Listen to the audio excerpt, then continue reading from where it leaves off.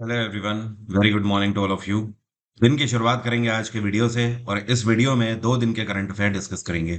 आज के मतलब 5 जुलाई के तो करेंगे ही करेंगे, साथ में कल 4 जुलाई के भी करंट अफेयर हम लोग डिस्कस करेंगे। पूरा वीडियो अंतिम तक ध्यान से देखिएगा। आज का वीडियो लेंदी है। साथ में जो पीडीएफ है करंट अफेयर के स्टैटिक जीके के साथ, आप उसे एग्जाम इंजन एप्लीकेशन से डाउनलोड कर लीजिए। एग्जाम इंजन एप्लीकेशन को आप जब भी डाउनलोड करें तो 5 स्टार रेटिंग देना ना भूलिए। एग्जाम इंजन सिर्फ कम फी में आपके लिए कोर्सेज ही नहीं लाता है, इवन आपको daily free of cost study material भी देता है। तो 5 स्टार रेटिंग तो बनती है एग्जाम इंजन के लिए। शुरू करते हैं आज का वीडियो, लेकिन पहले बात करेंगे कल के वीडियो के क्वेश्चन की। मैंने आपसे क्वेश्चन ये पूछा था, श्री छत्रपति शिवाजी महाराज का राज्याभिषेक कौन से वर्ष में आयोजित किया गया था? तो राज्याभिषेक हुआ था 6 जून 1674 को, 1674। यह क्वेश्चन एक नहीं कई बार पूछा जा चुका है। ध्यान रखिएगा आपसे अगर आपको नहीं पता था तो। आपको पता है छत्रपति शिवाजी महाराज का जब समारोह हुआ था, राज्याभिषेक समारोह, तो इस समारोह में पूरे मराठा साम्राज्य को आप मिला दो, पूरी दिल्ली सल्तनत को मिला दो, पूरे मुगलिया सल्तनत को मिला दो, अगर आप सबको मिला दो तो भी सबसे ज्यादा लोगों को भिक्षा दी गई थी, सबसे ज्यादा लोगों को खाना खिलाया गया था और सबसे ज्यादा आभूषण बांटे गए थे। ये खास बात थी छत्रपति शिवाजी महाराज के राज्याभिषेक की। इतने आभूषण कभी नहीं बांटे गए, किसी भी सल्तनत में नहीं बांटे गए, चाहे दिल्ली हो, चाहे मुगल सल्तनत हो, और चाहे फिर अगर हम मैसूर की भी बात कर ले नीचे, वहां पर भी पूरे भारत में इतना बांटना, इतने लोगों को एक साथ खाना खिलाना है कभी नहीं हुआ था। और इसी दिन छत्रपति शिवाजी महाराज के हाथों में मराठा साम्राज्य का पूर्णतः दारोमदार आ गया था। अब शुरू करते हैं करंट अफेयर। यह कौन सा राज्य है जहां पर प्रधानमंत्री नरेंद्र मोदी के द्वारा साई हीरा ग्लोबल कन्वेंशन सेंटर का उद्घाटन अभी किया गया हाल ही में? इसका उद्घाटन आंध्र प्रदेश के अंदर किया गया। सवाल यह उठता है कि साई हीरा ग्लोबल कन्वेंशन सेंटर है क्या? तो ये अध्यात्म से जुड़ा हुआ है और ये साईं बाबा को डेडिकेटेड है एक तरीके से। और इसको डोनेट किया गया था, फिलैंथ्रोपिस्ट हैं, फिलैंथ्रोपिस्ट का मतलब समझते हैं, जो दान पुण्य करते हैं, ठीक है। तो ये डोनेट किया गया था श्री राइको हीरा के द्वारा। किसके द्वारा? श्री राइको हीरा के द्वारा। तो ये जो कन्वेंशन सेंटर है, इन्हीं के नाम पर हीरा ग्लोबल कन्वेंशन सेंटर रखा गया है इसका नाम। आगे आने वाले समय में जैसे कि योगा सिखाना, ठीक है, स्पिरिचुअलिटी से जुड़ी हुई बातें करना, और ये सारी चीजें कि किस तरीके से इंसान को जीवन जीना चाहिए, एक सत्य का जीवन कैसा होता है, मेडिटेशन कैसे आपको करना चाहिए, इन सारी चीजों में योगदान देगा ये कन्वेंशन सेंटर। अभी हाल ही में डेलियोट जो कंपनी है, तो डेलियोट कंपनी के सीनियर एडवाइजर, वरिष्ठ सलाहकार के रूप में किसको अपॉइंट किया गया है? मनोज कोहली अपॉइंट किए गए हैं इस पोस्ट पे। मनोज कोहली एयरटेल के सीईओ रह चुके हैं, मैनेजिंग डायरेक्टर भी रह चुके हैं एयरटेल के। इसके अलावा 44 साल के पूरे करियर में सॉफ्ट बैंक ऑफ इंडिया के कंट्री हेड भी रह चुके हैं। तो 44 साल का इनका पूरा करियर है मनोज कोहली का। इनके करियर को अब देखते हुए, क्योंकि इनकी उम्र काफी हो चुकी है, ये रिटायर भी हो चुके हैं प्राइवेट सेक्टर से भी, तो अब इनको सीनियर एडवाइजर डेलियोट में अपॉइंट किया गया है। डेलियोट एक ब्रिटिश कंपनी है, मल्टीनेशनल कंपनी है, जो कि अपनी नेटवर्क प्रोफेशनल सर्विसेज के लिए फेमस है। आपने इसका नाम कहीं ना कहीं जरूर देखा होगा, क्योंकि बहुत फेमस कंपनी है ये। 1845 में इसकी स्थापना करी गई थी। इसका हेडक्वार्टर है लंदन। तुषार मेहता जो कि भारत के सॉलिसिटर जनरल ऑफ इंडिया हैं, एक बार फिर से इनकी नियुक्ति कर दी गई है इसी पद पे।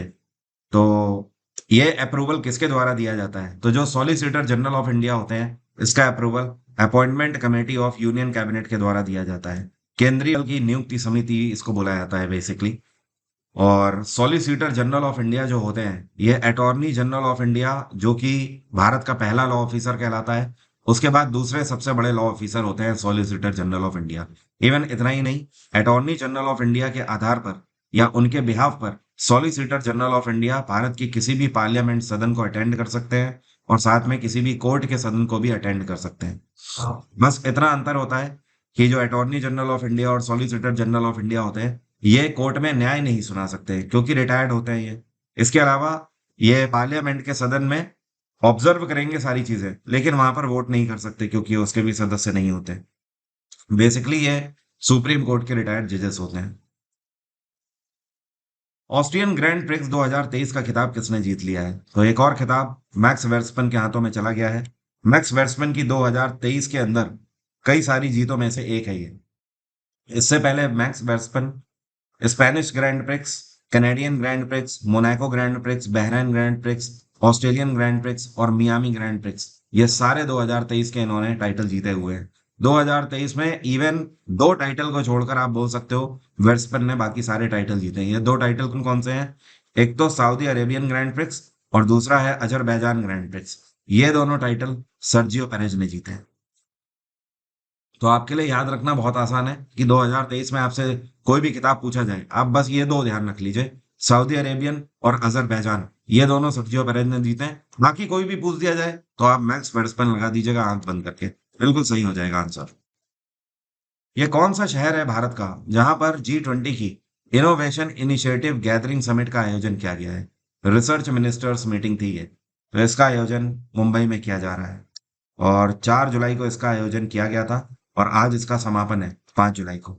ठीक है, तो 2 दिवसीय ये मीटिंग है जिसका मेन उद्देश्य ये है कि रिसर्च एंड डेवलपमेंट, इनोवेशन, इन सबको बढ़ावा देना है।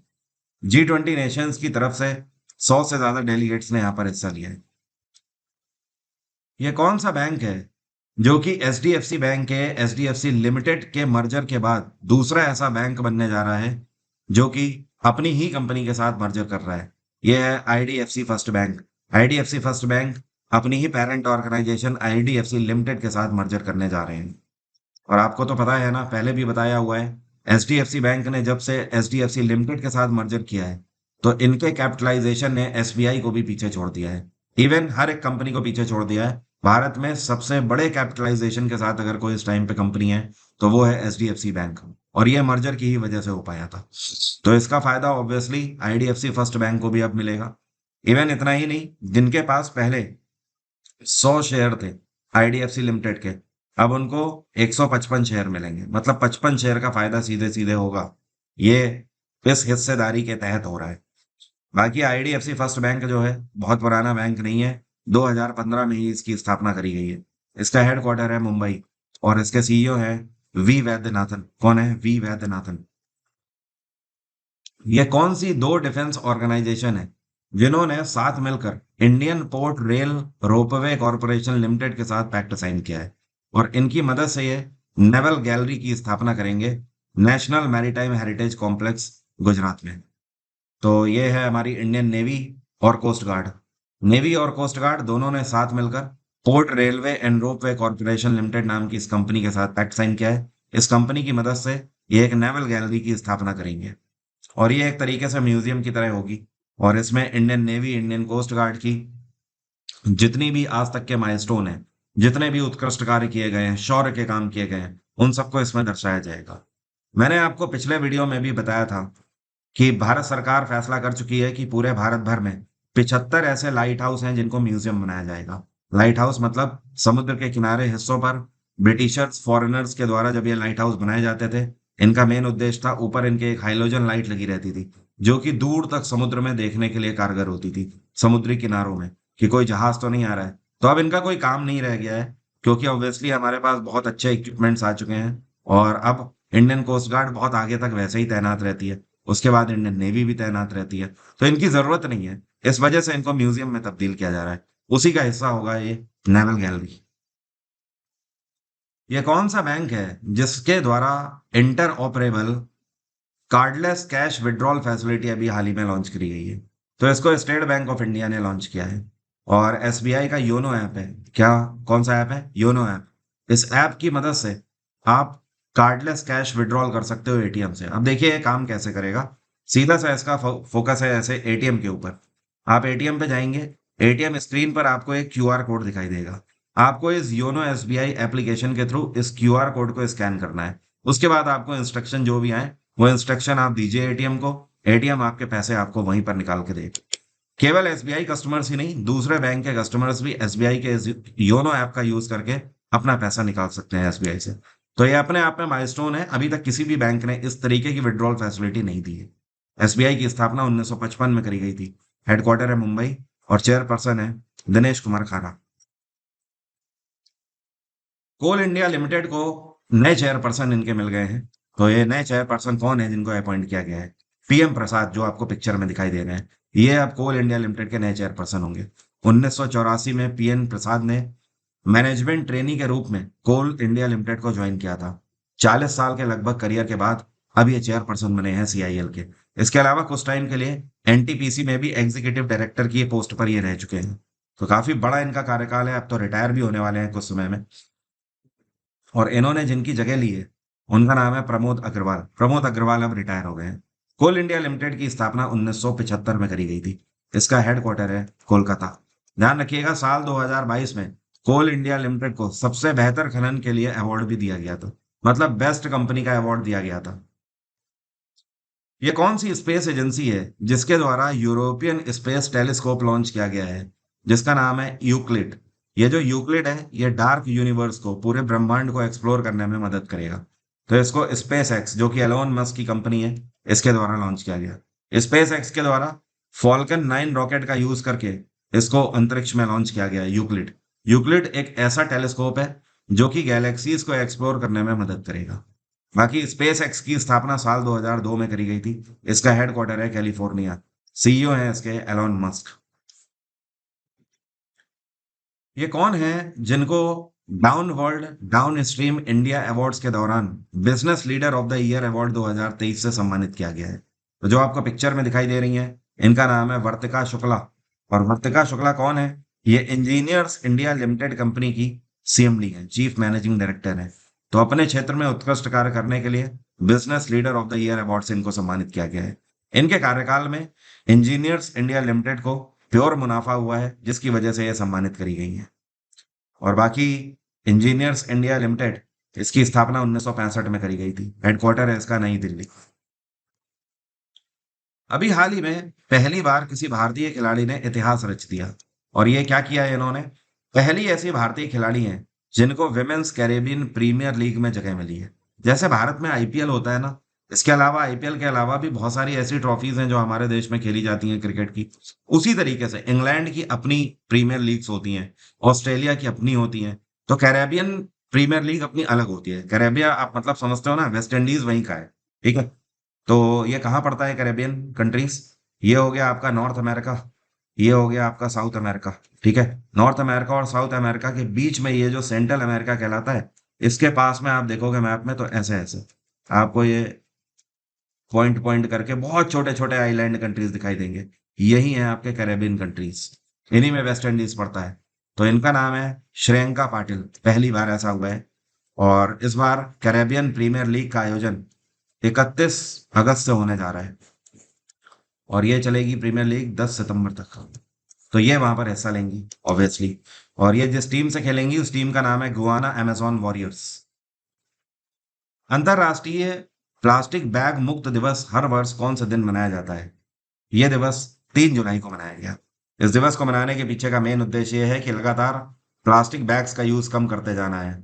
और हर एक देश इस पर फोकस कर रहा है। भारत में भी पहले से प्लास्टिक का यूज बहुत कम हो चुका है, लेकिन हाँ अभी भी इस पे उम्मीद है कि तेजी से काम होना चाहिए। बीच में बहुत तेजी से काम हुआ था, लेकिन फिर से प्लास्टिक्स मार्केट में दिखाई दे रही है। अभी फिलहाल में बहुत सारे राज्यों में ढिलाई बढ़ती जा रही है, इस पर काम नहीं किया जा रहा है भारत में। अब कल के करंट अफेयर भी डिस्कस कर लेते हैं। इंपॉर्टेंट क्वेश्चन थे कल भी। अभी क्या हुआ कि अहमदाबाद में जो साबरमती रिवर फ्रंट है ना, जो कि घूमने के लिए काफी प्रसिद्ध है और काफी बड़ा बना हुआ है ये रिवर फ्रंट, वहीं पर अक्षर रिवर क्रूज लॉन्च किया गया है। ये जो रिवर क्रूज है इसको किसके द्वारा लॉन्च किया गया है? इसको home affairs minister Amit Shah के द्वारा लॉन्च किया गया। अब ये जो रिवर क्रूज है इसकी खास बात यह है, ये अपने आप में तैरता हुआ रेस्टोरेंट है एक तरीके का। इसकी यात्रा आपको मिलेगी 1.5 घंटे की। आप 1.5 घंटे के लिए इसमें बैठिए, आपको बेहतरीन से बेहतरीन क्यूजिन्स खिलाए जाएंगे। आप अपना डिनर या लंच यहाँ पे कर सकते हो। एक बार में ये 162 लोगों को ले जाने में कैपेबल है। तो इसका अपना टिकट है, आप टिकट लीजिए और इसका आनंद लीजिए वहां पर, क्योंकि अपने आप में पर्यटन स्थल है साबरमती रिवर फ्रंट। तो इसको जोड़कर और ये आगे आने वाले टाइम में पर्यटकों के लिए आकर्षण का केंद्र रहेगा। और इसको लॉन्च करते टाइम काफी और प्रिकॉशंस भी ध्यान में रखे गए हैं, जैसे कि आग ना लग जाए इसके लिए इक्विप किया गया है इसे। साथ में लाइव बोट्स भी इसमें रखी गई हैं। लाइव जैकेट्स का भी हमेशा इंतजाम है। दूसरे और सेफ्टी फीचर्स जो भी हैं वो सारे इसमें इंतजाम किए गए हैं। यह कौन सा देश है जो कि दुनिया का पहला ऐसा देश बन गया है जिसने सुपरमार्केट्स के अंदर थिन प्लास्टिक्स बैग को बैन कर दिया है? यह है न्यूजीलैंड। लेकिन यहाँ पर एक कंडीशन है। ऐसे प्लास्टिक बैग्स जो कि 70 माइक्रोन थिकनेस से कम है, जिनकी थिकनेस 70 माइक्रोन से कम है, तो ऐसे प्लास्टिक बैग्स को पूरे तरीके से बैन कर दिया गया है न्यूजीलैंड के सुपरमार्केट में। न्यूजीलैंड की कैपिटल है वेलिंगटन और न्यूजीलैंड में प्रधानमंत्री हैं क्रिस हिपकिंस। क्या नाम है? Chris Hipkins. यूएई की कैपिटल है अबू धाबी। चाइना की कैपिटल बीजिंग। ऑस्ट्रेलिया की कैपिटल कैनबरा। कुछ टाइम पहले ही ऑस्ट्रेलिया के नए प्रधानमंत्री अपॉइंट किए गए हैं। इनका नाम है एंथनी एल्बनीज। क्या नाम है? Anthony Albanese. यह कौन सा बैंक है जिसके द्वारा centralised pool by out and को लैंडिंग सेल लॉन्च किया गया है? अब देखो ये है क्या, पहले तो आंसर है इसका बैंक ऑफ इंडिया ने इसको लॉन्च किया है, ठीक है। अब सवाल ये उठता है कि सेंट्रलाइज्ड पूल बाई आउट है क्या, जो कि को लैंडिंग सेल है। तो इसका मेन उद्देश्य ये है कि बैंक ऑफ इंडिया ने जितने भी एनबीएफसीज हैं उन सब के साथ पैक्ट साइन कर लिया है। मतलब नॉन बैंकिंग फाइनेंस कंपनीज जो हैं, जो कि लोन देने के लिए तत्पर रहती हैं। तो अब है क्या कि कई सारे ऐसे क्लॉज होते हैं जिनके अंतर्गत कई लोगों को बैंक ऑफ इंडिया लोन नहीं दे पाता है। तो अगर बैंक ऑफ इंडिया का कहना है अगर आप हमारे क्राइटेरिया में नहीं आते हैं तो हम एनबीएफसी से बोलकर आपको लोन दिला देंगे।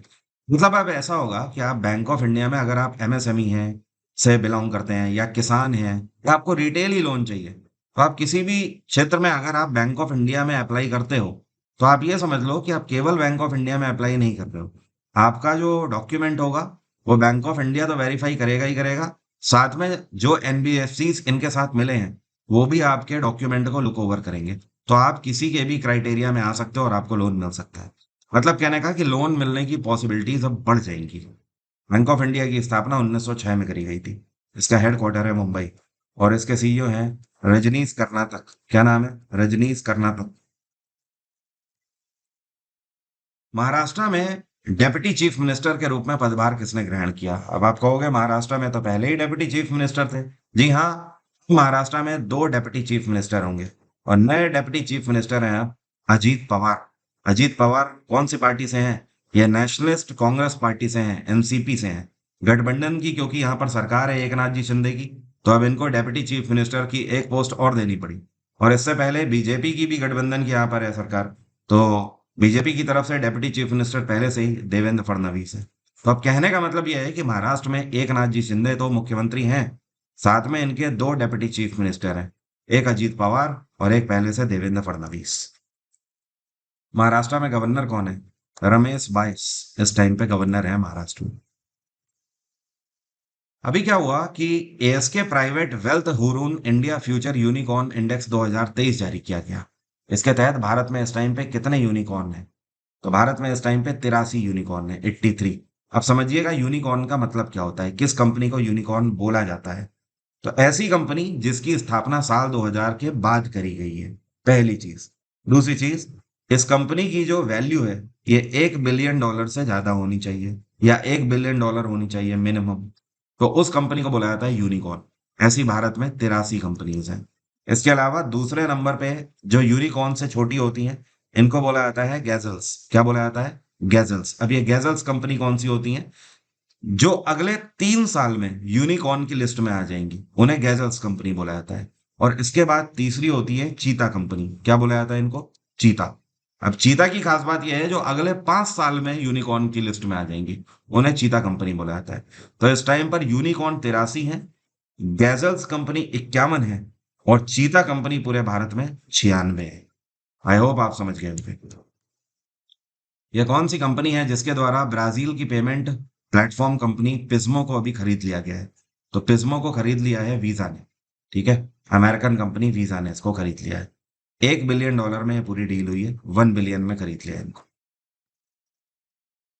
भारत में पहली बार पूरे तरीके से भारत में निर्मित 700 मेगावाट का न्यूक्लियर रिएक्टर्स जो है इसने फंक्शनैलिटी अपनी स्टार्ट कर दी है। कौन से राज्य में? मतलब अब ये फंक्शनल हो गया, पूरे तरीके से बन के तैयार हो गया है और इसने अपने ऑपरेशंस भी शुरू कर दिए हैं। तो इसकी शुरुआत गुजरात में हो चुकी है। कहाँ पर? गुजरात में।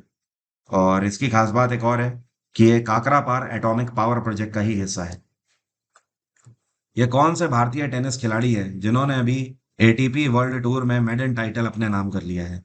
तो जो आपको खिलाड़ी दिख रहे हैं ये हैं यूकी भाम्बरी।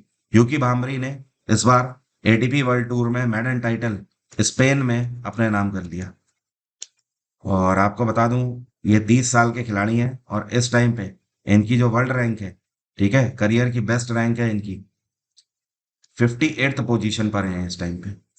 मतलब दुनिया के 58th नंबर के बेस्ट टेनिस खिलाड़ी हैं ये कौन सी ऑर्गेनाइजेशन है जिसके द्वारा अभी आषाढ़ की पूर्णिमा में धर्म चक्र प्रवर्तन दिवस के रूप में इसको मनाया गया? आषाढ़ की अभी पूर्णिमा थी, जिस दिन को पूरे भारत भर में बहुत ही जोर शोर से मनाया गया, चारों तरफ भंडारे किए गए, लोगों के द्वारा दान पुण्य किए गए।